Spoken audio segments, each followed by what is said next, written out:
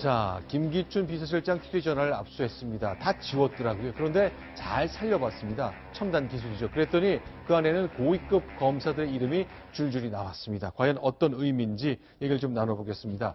자, 이동욱 차장. 네. 정리를 좀 해주십시오. 어떤 게 나왔다는 겁니까? 예, 특검팀에서 지난달 27일 김기춘 전 비서실장의 자택을 압수수색을 하면서요. 네. 휴대전화도 압수를 해왔습니다. 그런데 딱 열어서 보니까 아무것도 없는 거예요. 다 삭제를 해버린 겁니다. 연락처까지요.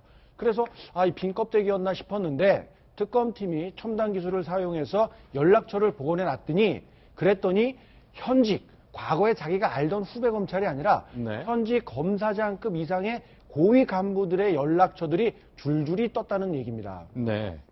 자, 그럼 이건 어떤 의미입니까? 뭐 검찰 출신이니까 뭐 까마득하지만 아주 검사들의 이름 뭐 가질 수도 있다 이렇게 볼 수 있는 겁니까? 근데 이제 그렇게 보시면 검찰총장 법무부 장관이고 워낙에 네. 법조계 이제 그 대선배이기 때문에 근데 후배 검사들 전락처 가지고 있는 게 뭐가 문제야라고 할 수도 있지만 그게 그렇지가 않은 것이 차이가 너무 나거든요. 나이 차이가. 네. 김기춘 전 비서실장이 제 기억에 아마 검찰총장이나 법무부 장관 했던 게 아마 90년대 후반 80년대 후반 90년대 초 이때인데 현직 검사장들 같은 경우에 되게 연수원 기수로 봤을 때 그 당시에 아마 막 초임 검사 시절들이거든요. 과연 법무부 장관이나 검찰총장의 초임 검사, 1년차, 2년차 검사들과 개인적인 친분 관계, 물론 학연으로 아주 친한 사람도 간혹 있을 수도 있겠지만 그때부터 교분을 맺어서 지금 거의 20년이 지난 지금까지 연락을 하고 개인적인 친분 관계를 가지고 있다? 사실 좀 그렇게 생각하기 쉽지 않지 않습니까? 그렇기 때문에 비서실장으로서 어떤 그 검찰에 대한 영향력 확대를 위해서 검사장들의 전화번호를 가지고 있는 것 아니겠는가?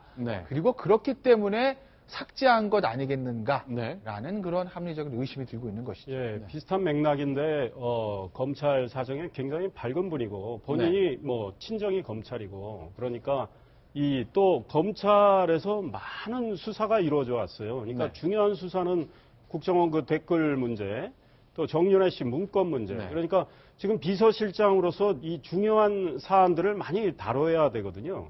그런데 그렇다면 현직 검사장들을 해당 검사장은 누군가 파악을 하고 있었어야 돼요. 그러나 본인이 직접 연락하지는 않을 겁니다. 그러면 뭐 예컨대 스마트폰에 그 파악을 한 다음에 그 사람과 누가 연락이 잘 됐지 뭐 이런 거를 김기춘 실장이 굉장히 용의주도한 분이니까 그래서 하나의 참고 자료로 가지고 있었다 이런 생각이 들어요. 자, 그러나 이제 그렇죠. 김기춘 검찰총장 법무장관을 지낸 게 노태우 정부 때니까 벌써 25년 전 얘기잖아요.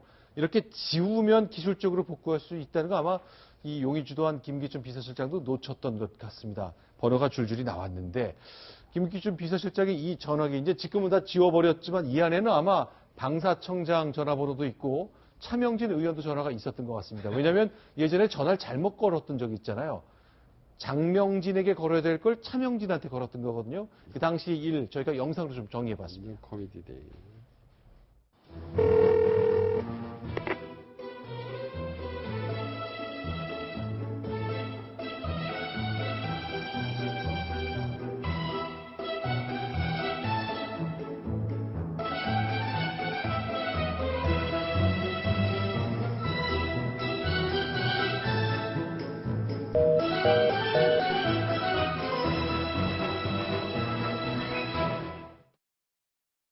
자, 차명진이 아니고 장명진이었던 겁니다. 그래서 이제 저희 이재명 기자가 쓴 기사를 보니까 김기춘입니다. 잘못 걸었네요. 뚜뚜뚜. 그런데 여기서 놀라운 사실은 방위사업청장 임명하는데 내일 청와대로 오세요 그랬거든요. 임명장 받으라고.